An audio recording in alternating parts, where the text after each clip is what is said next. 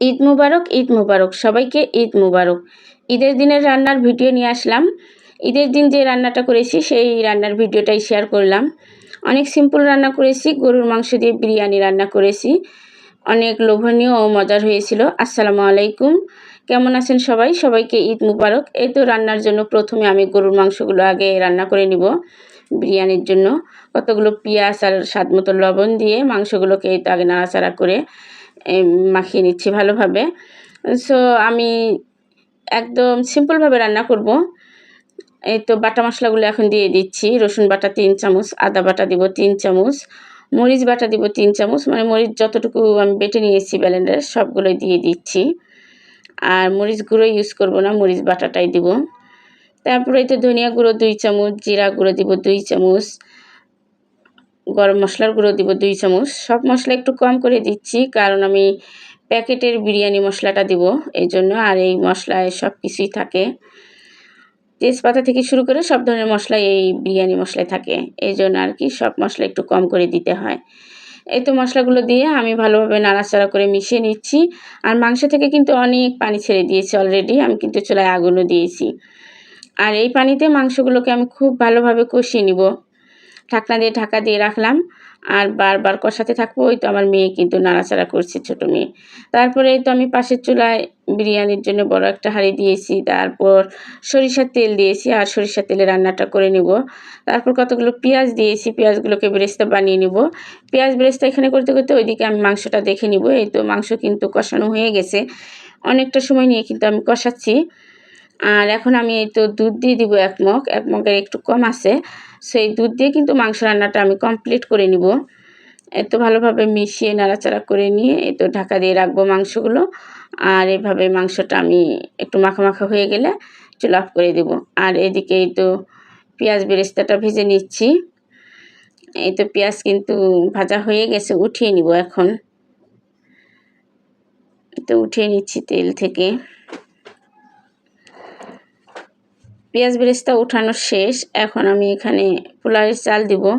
পোলার চাল আমি ধুয়ে ভিজিয়ে রেখেছিলাম, মানে পানি ঝরিয়ে রেখেছিলাম কিছুক্ষণ আগে, প্রায় 1 ঘন্টা আগে।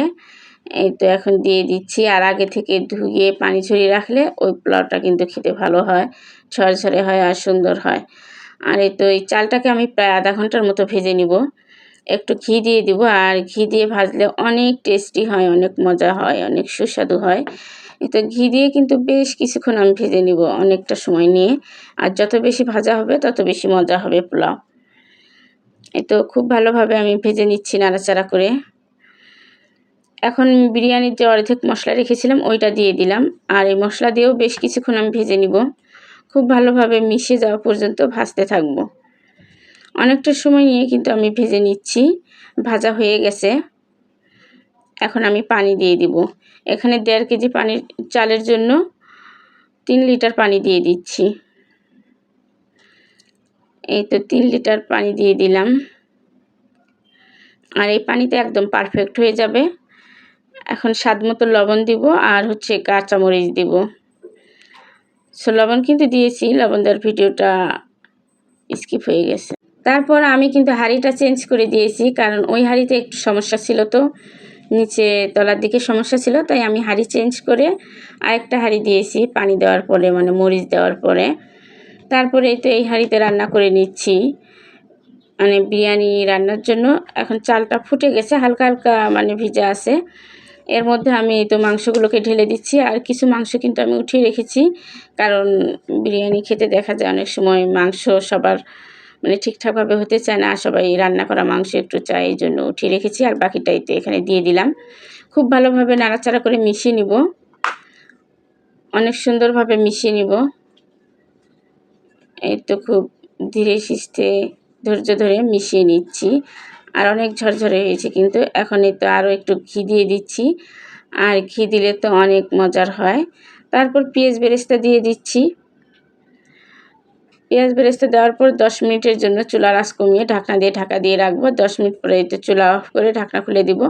একদম ঝরঝরে আর পারফেক্ট হয়ে গেছে, অনেক সুঘ্রাণ হয়েছে, অনেক অনেক সুস্বাদু হয়েছে, অনেক সুন্দর সুগন্ধি বের হচ্ছে। এখন এটা আমি পরিবেশন করছি, বড় একটা ডিশে ঢেলে নিচ্ছি।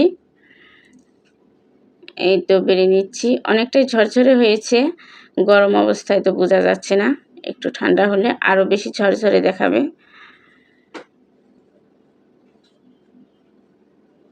এই তো আমি ভালোভাবে এই তো উঠিয়ে নিচ্ছি। এই তো হয়ে গেছে, অনেক লোভনীয় হয়েছে।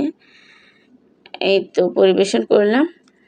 আর ঈদের দিন দুপুরে আমরা বিরিয়ানি খেয়েছি, অনেক বেশি মজার হয়েছিল।